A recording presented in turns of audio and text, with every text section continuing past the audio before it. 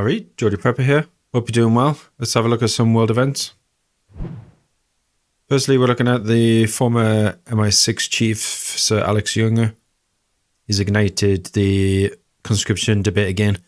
He's called for a wake-up call for Britain and advocating for a Swedish-style conscription system. He's emphasising the necessity for the government to compel service, albeit only under exceptional circumstances. I mean, essentially what he's saying is that you are going to get conscripted, whether you like it or not. But he highlights the Swedish conscription model where citizens complete enlistment forms at 18, but only some are called for basic military training. It sounds kind of like a lottery. They'll just probably go into a big bowl and the computer will pick it out. And he's underscored that Sweden's success with conscription, particularly its reinstatement after Russia's Crimea invasion, led to Sweden's NATO membership. He also elaborated on the need for selective conscription, and he again cited Sweden's approach as a potential template that Britain can use. Is it time for Britain to take cues from Scandinavian counterpart? Let me know in the comment section below what you think about conscription in general. Next, we're looking at Russia and its recruitment drive, and the British military intelligence has painted a grim picture of the ongoing conflict between Russia and Ukraine. Recent assessments reveal Russia's alarming recruitment rate of 30,000 soldiers per month for its war against the Ukraine. The Ministry of Defence's report underscores the severity of the trend, alongside renewed Russian attacks causing widespread power outages in the Ukraine. British military intelligence highlighted Russia's significant numerical advantage and superior equipment, enabling sustained offensive operations against Ukraine. The recent capture of Avdiivka showcases Russia's determined westward push, despite facing resistance. While Russian forces intensify attacks along the front line, Ukraine struggles with ammunition shortages and recruitment challenges. President Zelensky condemns the assaults and urges increased international support to protect Ukraine's energy infrastructure, emphasizing the need for essential air defense systems and missiles. Just the same old song that he's whistling, basically. He's going to be whistling this tune until he's either kicked out or unalived. As tensions escalate, President Zelensky's plea for aid underscored the gravity of the situation. Are the international community going to step up? As long as they send funds to Ukraine, that's not going to do anything. I think we're seeing now with Russia's push that, just sending cash is just ineffective, really. We've seen recently these Israeli have pulled out troops in certain areas, and it's quite a significant move. Israel's military announced the withdrawal of its forces from Khan Younis. They're saying that it's a crucial phase in its ground offensive against Hamas in Gaza. But personally, I think that there's more behind this. I think this is basically due to Hezbollah. The withdrawal from Khan Younis marks the pivotal moment, they're saying, in Israel's military operations, signalling a shift in focus towards Rafah, believed to be the last stronghold of the militant group. The devastation wrought by the conflict is evident in the scenes of the destruction in Khan Younis, with shattered buildings, overturned cars, and a hospital in shambles. The dire humanitarian situation, compounded by the long-standing blockade, has raised concern about the well-being of civilians, particularly in Rafah, where a significant population resides. The United States, Israel's top ally, has voiced opposition to the offensives in Rafah, urging efforts to protect civilians is priority.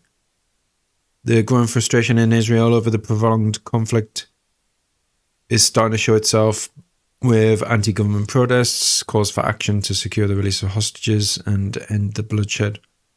Beyond the immediate conflict, tensions are escalating regionally. Iran's issued warnings following strikes in Damascus attributed to Israel. The potential for broader repercussions is starting to show its head. We're basically just seeing that the whole area it's quite a complex situation in that area, and there's a lot of dynamics at play.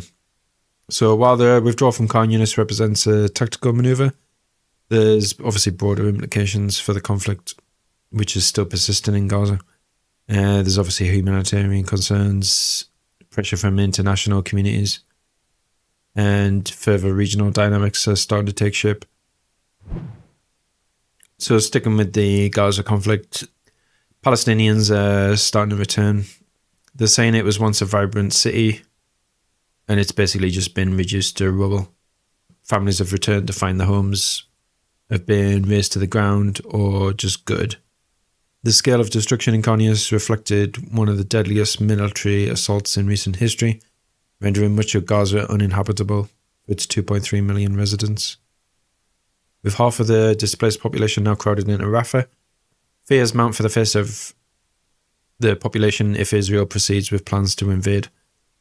Israeli Prime Minister Netanyahu has vowed to escalate the offensive to Rafah, which is exacerbating international concerns.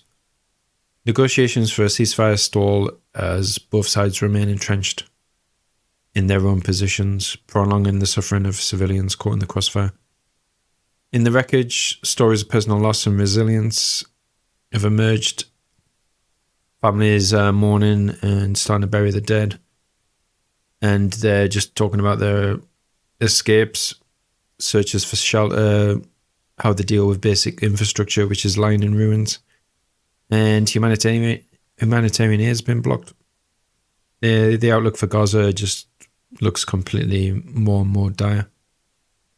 The aftermath of the withdrawal from Khan Younis is basically underscoring and demonstrating, showing the world community that there's a need for a resolution for this conflict, and it's already teetering on the edge of humanitarian catastrophe. So we're off to North Korea now. You can see this guy here. Kim Jong-un has issued directives to ramp up production and deployment of crucial missile components. And this is signifying an intensified focus on the country's military capabilities. Possession of advancement in the military in North Korea, it's obviously not just a homegrown intensification. They've had outside help. Kim Jong-un has ordered the expansion of the manufacturing of warhead shrouds and engine nozzles.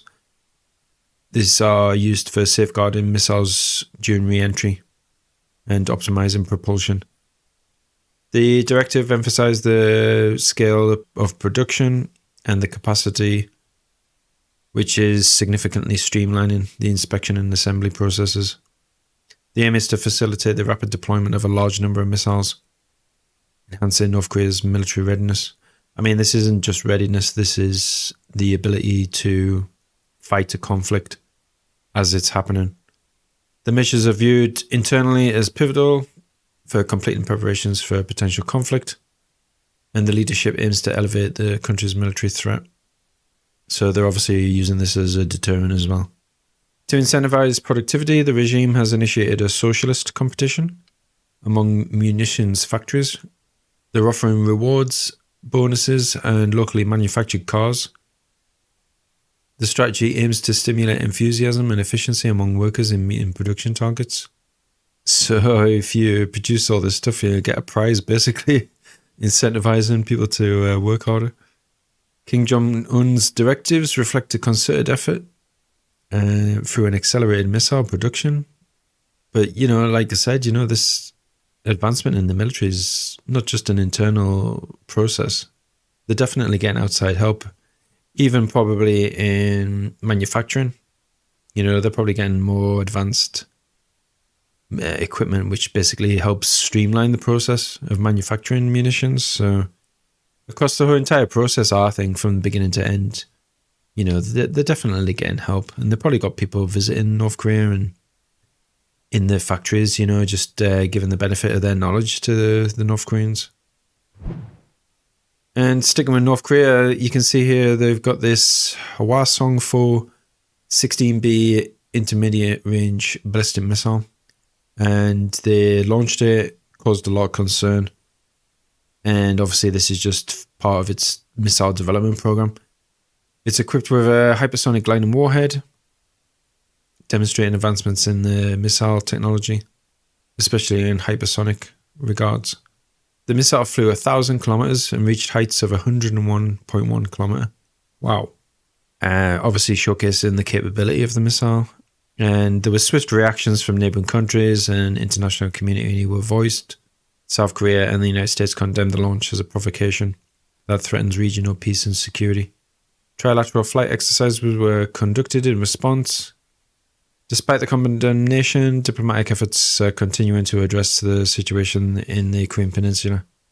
Japan, the US, and South Korea have reaffirmed their commitment to trilateral security coordination and pledged to expand joint exercises.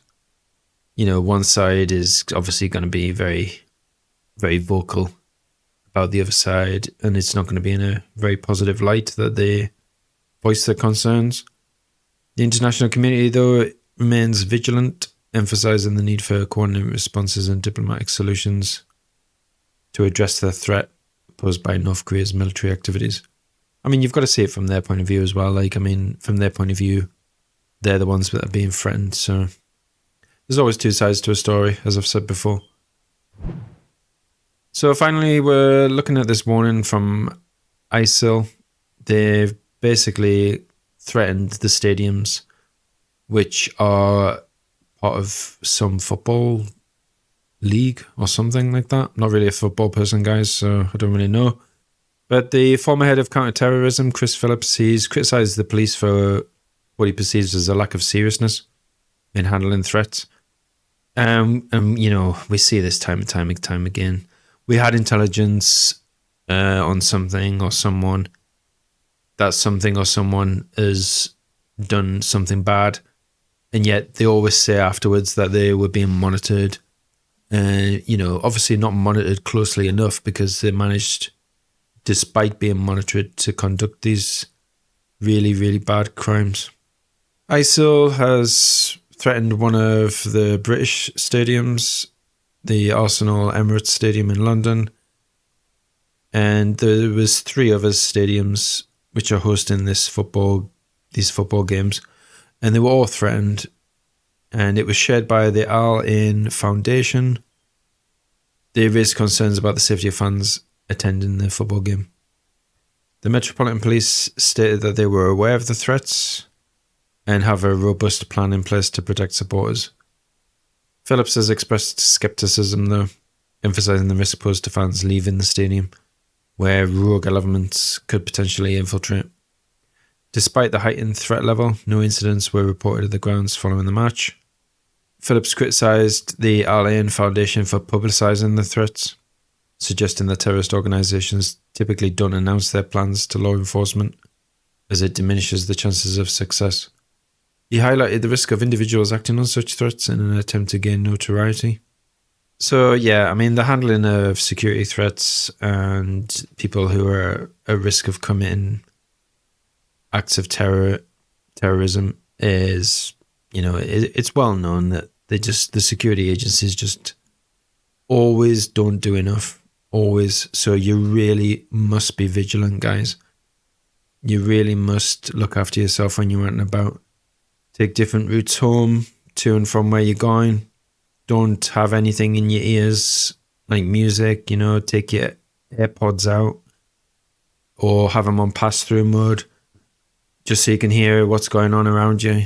That really gives you that reactionary gap that you need. If you can hear things happening well in advance before you actually get to an area where you're going to be at risk, then that plays a big part in your safety. So just be careful when you're out and about. That was the news that we've looked at. Be safe, be prepared, and I'll see you in the next one.